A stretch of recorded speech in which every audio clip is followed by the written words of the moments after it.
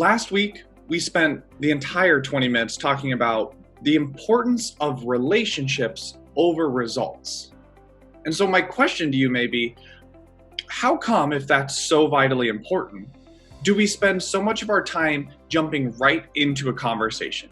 Getting right to, okay, we got to address these 5 bullet points in our meeting, let's go. How come we don't spend any time on the relationship, building rapport, getting to know someone better on a deeper level? Well, that's because we have a couple of our priorities a little bit wrong.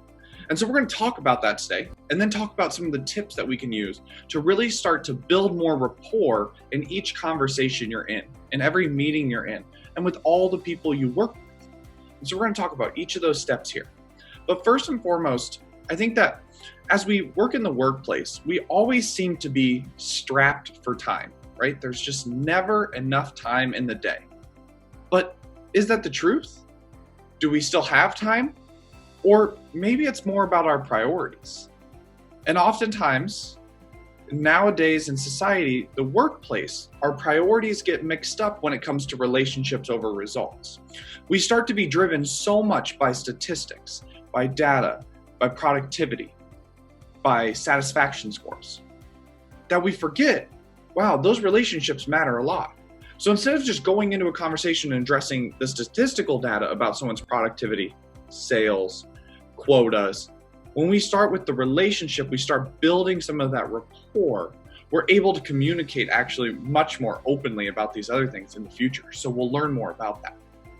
But today I just want to start with just a neat little piece that a lot of people, anyone who works in the healthcare industry often knows about. But there was a CEO years ago who now owns his own company. And so if you've ever heard of the name Studer, this would be the person who started the group that you're working with. And so he was a CEO of a company, or actually it was COO first. And the CEO tasked him very simply with, how can we improve our patient satisfaction scores? Okay. And so it was very simple. He said, you know what, I'm going to go in and I'm going to really focus on the person. And so that was his whole initiative. While the company was having financial issues, things like that, his whole goal as CEO was to dive in, figure out, how do I work on these employee relationships, the satisfaction, so that the patients are more satisfied? And he took a 3% rate. They had a 3% employee satisfaction rate. And he raised that to 73% in 6 months. 70% higher than they were 6 months earlier. And all he did was start to go around to talk to his people and to really learn about what was going on for them. What for the employee was happening for them. A 70% increase in employee satisfaction. So you may say, okay, that may be a fluke, right? That may be a situation where that happened once. But a hospital came in and listened to one of his speeches, and they said, you know what, we want that guy. And they hired him to be an administrator at a different hospital. And again, within a year, all he had done was start to go around, even as CEO, as president of an entire health organization, he started going around talking to the different work units, learning about what they were doing, what they needed from him, really listening to them. And again, employee turnover down 18%. Patient satisfaction rose to the 99th percentile. Think of that like customer satisfaction, up to the 99th percentile across the entire nation. All because he spent time learning about the people, building rapport, and talking to those around him that worked for him. And this is always my favorite part. What do you think he did for a living before he was a CEO of a hospital? Because I can tell you, it wasn't that he had a master's degree, a PhD in hospital psychology. No, he was a special education teacher. His training was in learning how to connect with people of all different backgrounds, of all different learning, all different capabilities, and really connecting to them, helping them understand where they needed to go, and helping them learn. So how do we take that with us into our workplaces today, the rest of our lives?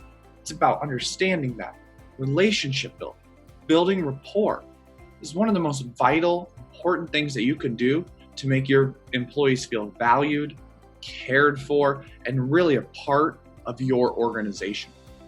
So for the next 10 minutes, we're going to talk about 3 very important techniques that we can use to really dive in and build that rapport, build those relationships in each and every conversation and interaction.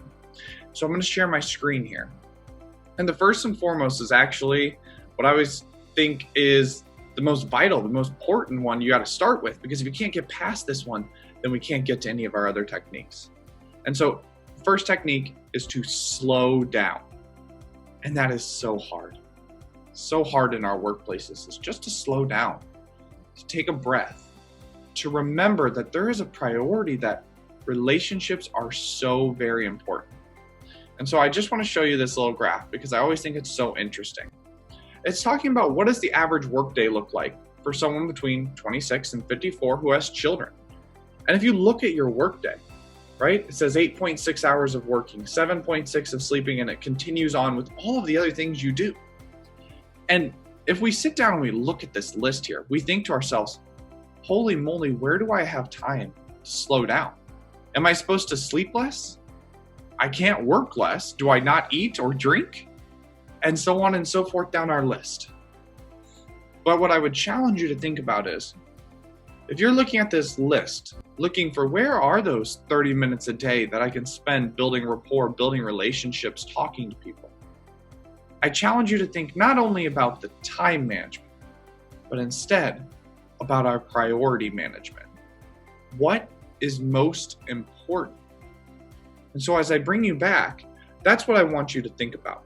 What's most important? What are the priorities?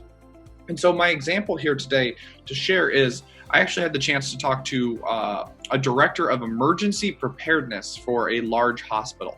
It was a previous client who I was supporting during this really hard time during this COVID-19 pandemic. And what we talked about was just how strapped for time that he felt, and that he was losing time with his family, with his loved ones, with all of these things. And we said, okay, let's slow down and let's do some priority management.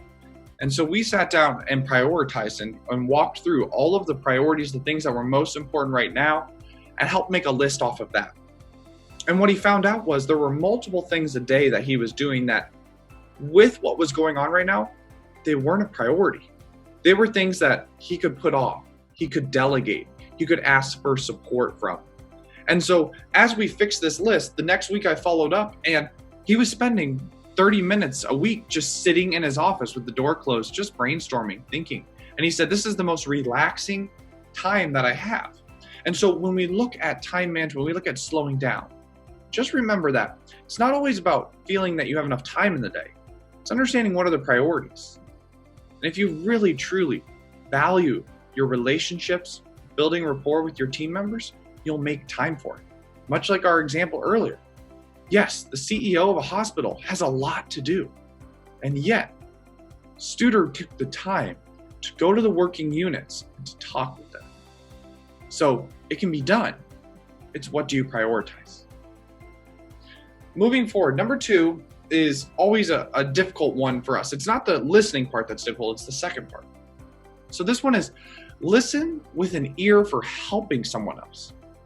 And so we always think of, okay, I can listen to someone, and that builds rapport, right? Ask them a question, how are they doing? How's life? Listen. But what it says is listen for an ear on helping.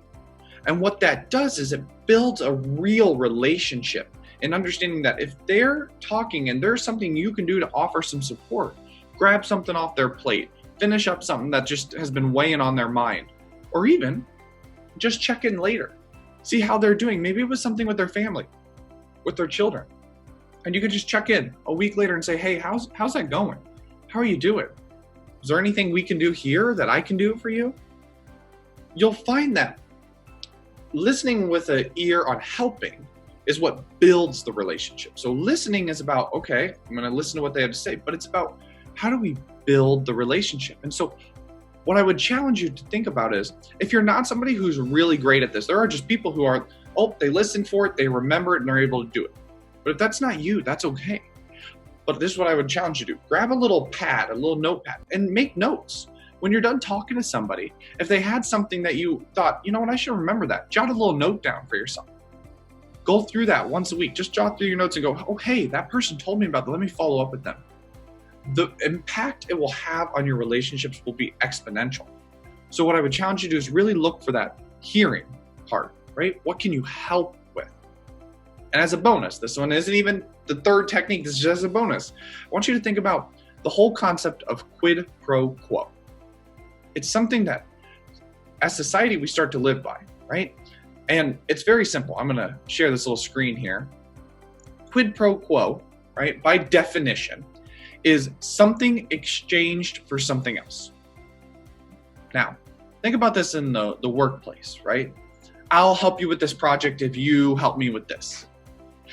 Now, that works in certain cases, but when we're talking about building a relationship and building rapport, when we do something, when we help, when we listen, it's not in exchange for something else. It's to be of value to that person, to connect, to build the relationship with them. So we need to put the concept of quid pro quo out of the way.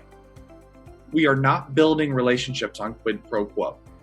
We build relationships on truthfully putting ourselves out there, helping someone, listening to somebody. So when we say quid pro quo, we mean listen to just listen. Don't listen so that they'll hear your story, where you're just sitting there. So you're like, okay, I want to complain next, so let me just sit here and listen. No, listen to listen. Help to help.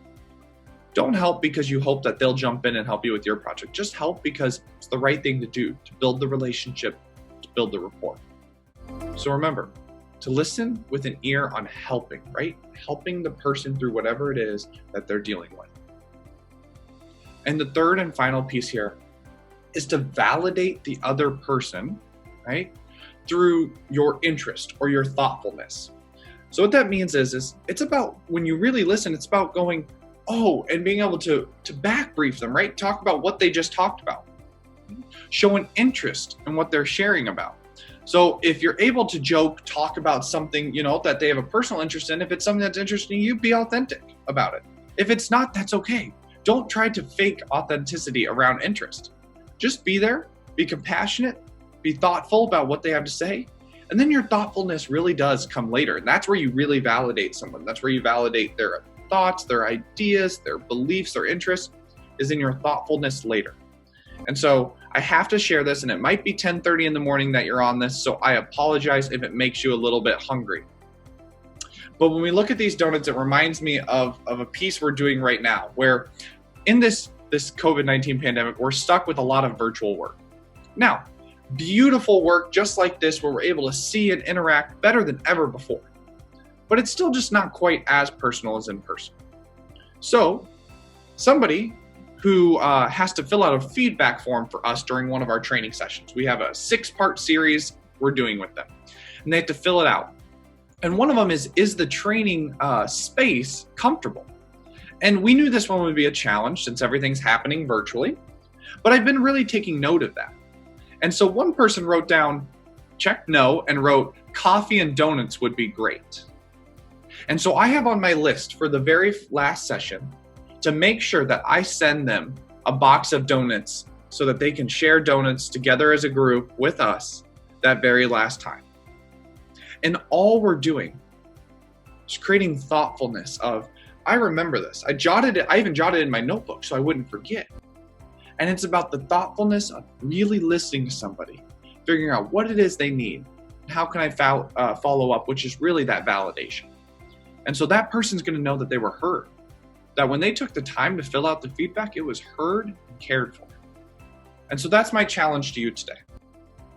These 3 techniques, your 4th little bonus one, how can we make sure that we're slowing down? We're really prioritizing the relationships, the rapport, the taking the time at the beginning of a meeting, conversation, as we walk the floor, just to get to know people better, see how they're doing, what's going on for them, their families, their loved ones, and their work. And then when they really do speak to you, really listen. Listen to help them. And none of that bonus one, none of that quid pro quo. Don't just help them so they'll help you. Just really genuinely give a part of yourself, be intentional, authentic, help that person when needed, and then validate. Validate their ideas, their thoughts through your thoughtfulness and your interest in them. Make sure to make notes for yourself, follow up with your people. I will tell you, just like Studer did years ago with seeing 18% turnover reduction, right? Getting into the 99th percentile, seeing a 3 to 73% increase. You will see the same results. if you start to focus on your people, on your relationships, building rapport, I will tell you that you will see great results in all of your scores because people will feel valued, heard, and seen for their contribution. So thank you very much for being here on our weekly webinar. I'm glad to be able to get you off a little early here today. Go about your week, keep working with your people, keep building relationships, focusing on them, prioritizing them, and have a wonderful week. And I hope to see you next week on our next weekly webinar. Thank you and have a great rest of your day.